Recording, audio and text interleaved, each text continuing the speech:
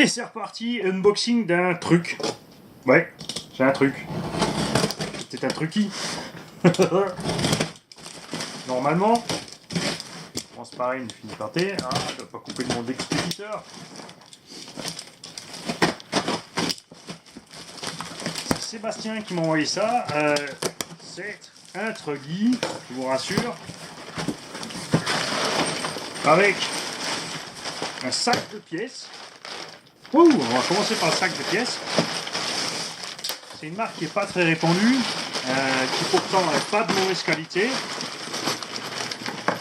Ça n'a pas été reprise par autre chose, on ne sait pas pourquoi. Et les pièces ont toujours été un peu chiantes à trouver, mais on les trouve, la preuve. Et entre temps, cette marque fait une version 2. C'est que les pièces vont se répandre à nouveau, bien sûr, puisqu'il n'y a pas de grosse différence.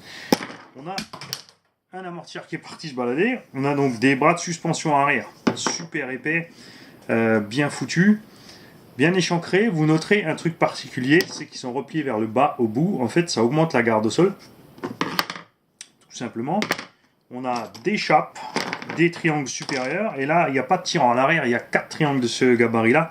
Vous voyez, ils sont vraiment costauds. Après, bien sûr, à voir la qualité du plastique, voir ce que ça donne. C'est pas parce que c'est épais que c'est du bon plastique. Et des amortisseurs méchamment longs. Alors celui-là, tige tordu.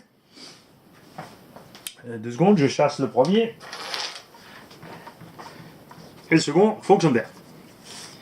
Donc qualité d'alu tout simplement moyenne déjà sur les amortisseurs, mais c'était des engins qui étaient pas des hauts de gamme. On a de quoi réparer l'amortisseur qui est endommagé. 2 fois. On a des tirants, des biellettes, des cardans. Alors les cardans aussi de dimension correcte, hein, ferraille standard. Rien de méchant. Des fusées alu. Cale de train en alu. Et là, ça doit être des supports moteurs pour faire différentes choses. Je sais pas trop. On verra quand ce sera sorti. Bref, de la visserie en vrac. Noix de cardan. On a donc tout ce qu'il faut. On va mettre ça dans un bac. Alors, la carrosserie qui est dessus, par contre, je ne sais pas si c'est celle d'origine. Moi, il ne me semble pas, puisque c'est, en fait, je vais vous le dire avant de sortir, arrêtez de faire du bruit. Un engin ZD Racing et qui avait une carrosserie relativement plate. Et là, on l'a reçu avec des roues, vous allez sûrement les reconnaître, qui ressemblent fortement, bizarrement, à celle montée sur le Berserker de chez Hobby King, qui n'est rien d'autre qu'une autre marque, bien sûr, rebadgée. Ne pas oublier qu'Hobby King, c'est chinois. Hein. Alors, c'est pas américain, c'est pas australien, c'est bien chinois, ça vient de Chine. Alors, la qualité, par contre, de la gomme est pas mal du tout. On est bien soft, ça m'a l'air pas mal du tout sur la qualité de la mousse à l'intérieur et de la gomme en elle-même. Tous les pneus en excellent état. Ce véhicule est sans électronique, c'est un châssis à poil et la carrosserie, alors elle est un peu immonde. Parce que c'est bien la carrosserie du Berserker de chez Hobby King.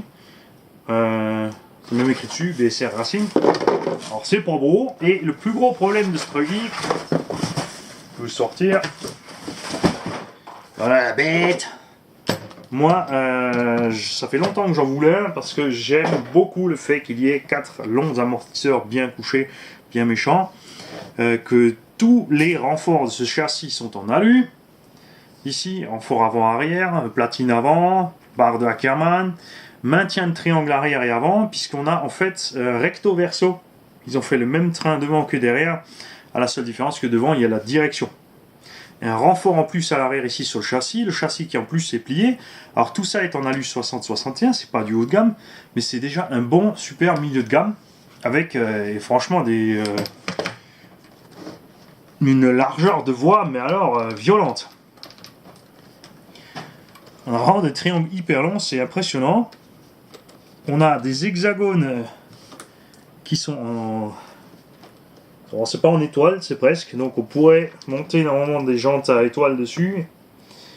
Faudra tester. Le plus gros problème de ce buggy, c'est l'implantation des éléments électroniques. En fait, à l'origine, le moteur est monté devant, ce qui impose de mettre un moteur court en 65 mm de long. Donc en 4S, largement pas suffisant pour un truggy. Après, on pourrait passer avec des petits kV, par exemple un 1400-1500 kV en 6S, ça pourrait être possible. Donc le propriétaire, lui, a fait une plaque de montage pour monter le moteur de l'autre sens, qui est super bien faite. C'est super bien monté. On a les réglages possibles et ça permet donc d'avoir le moteur d'un côté et la batterie de l'autre. Ça, c'était toujours un peu un mystère pour moi, ce truc. Avec en fait le moteur ici, et ensuite variateur, récepteur, la batterie là. On aurait de la place largement en fait pour mettre une lipo à gauche, à droite, par exemple, pour avoir un meilleur équilibre. Par contre, le bac à batterie est méchamment solide.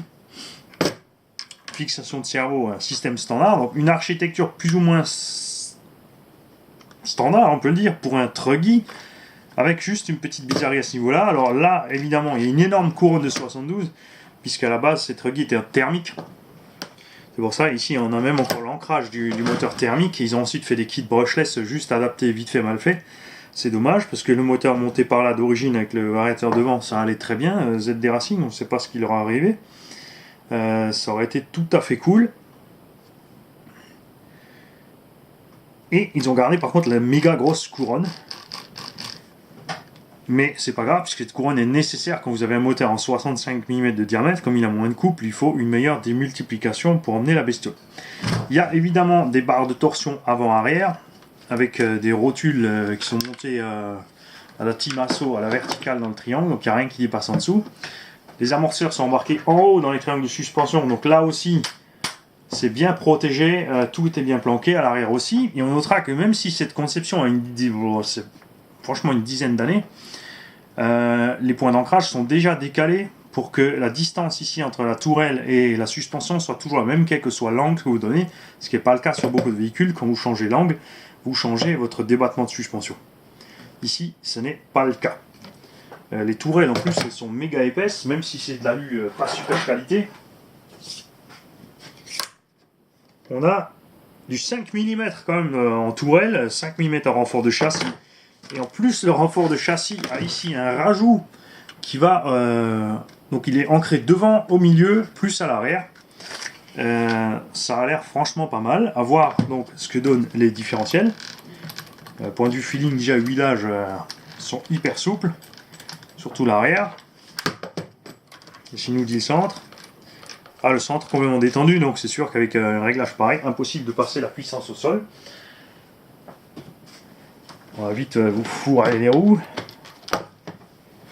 Voilà, c'est plus que large. Alors je ne sais pas si je vais garder cette carrosserie ou si je vais mettre quelque chose de plus classique. Ça fait vraiment massif pour être truggy. Surtout les gros côtés là. Je trouve ça un peu too much. Mais bon, il y en a qui aiment, il y en a qui n'aiment pas. Moi j'aime pas. Voilà. Donc à bientôt pour le démontage de la bête. Et voir ce qui se passe dans ces différentiels, comment ils sont montés. 2 satellites, 4 satellites, etc., etc. Bien sûr, il y a une notice, machin, on peut télécharger, mais vous le savez, j'aime bien découvrir les machines avec vous. Je prends une petite visseuse, je déboulonne et on voit ou pas si tout est bien. En tout cas, niveau suspension, c'est vraiment... Moi j'adore. J'adore les engins avec des grands modes de suspension comme ça, c'est super. On va faire un petit truc bien sympa. On va voir aussi donc si on garde le support moteur d'origine, à voir donc avec les dimensions du moteur utilisable ou pas. Est-ce que j'ai mis le bac? Je vais monter la bestiole. Donc le support moteur d'origine, là. Un support hyper simple, vous avez 2 vis en bas, bien sûr des trous oblongs dans le châssis, et là les possibilités de réglage du moteur. Donc d'une simplicité totale. Et on a une patte à l'arrière aussi pour apparemment maintenir le moteur à l'arrière. Donc par contre ça nécessite un moteur sur lequel c'est faisable, ce qui n'est pas absolument le cas sur tous les moteurs. Et on va mesurer la distance pour voir si je vous dis pas de bêtises. Alors on va chercher un moteur long. On va pas se compliquer la vie. Alors un moteur court en 65, en 65 et un moteur long en 74. Alors le 65 rentre tranquille, effectivement, il faut avec la patte arrière. Et on peut.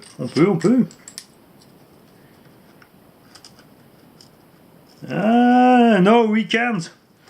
Il manque quelques millimètres pour aller fixer comme il faut ce moteur. En fait, au bon endroit, pour qu'on puisse en fait faire 2 bacs lipo. Avec un moteur long, c'est un problème. C'est dommage parce qu'ils auraient pu le faire. On a largement la place ici avec le différentiel. Vous voyez, si j'avance la patte au maximum, j'ai même encore 2 mm de place à l'arrière. On aurait donc pu monter ce moteur ici avec un bac lipo à gauche, à droite. Là, ça va être compliqué parce qu'il y a déjà les trous dans le châssis. Peut-être je vais faire une plaque en fait pour qui sera fixée sur ça. Et je décalerai ici le montage pour réussir à faire ça, à voir après la distance qu'on a pour les lipos. Moteur ici, variateur au-dessus bien à l'abri tranquille. On verra. Libre à moi, je fais ce que je veux. Alors, à bientôt pour le démontage les gars. Salut.